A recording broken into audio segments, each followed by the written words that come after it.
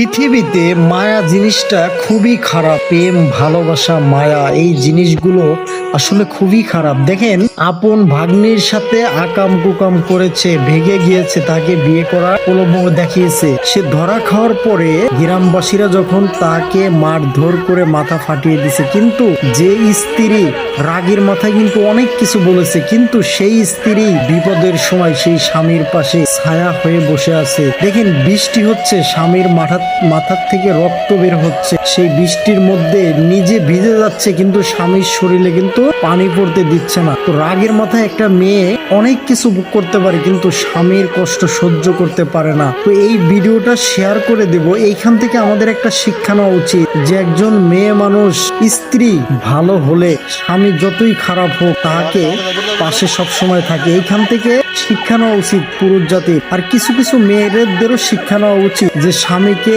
কত কিছু না বলে, কিন্তু স্বামী যতই খারাপ হোক তারপরেও কিন্তু স্বামী তাকে ভালোবাসা দিয়ে আগলে রাখো, তাহলে কিন্তু সে অনেক পাল্টে যাবে। তো এই ভিডিওটা আপনারা প্রচুর পরিমাণে শেয়ার করবেন, যাতে এখান থেকে আমরা কিছু শিখতে পারি।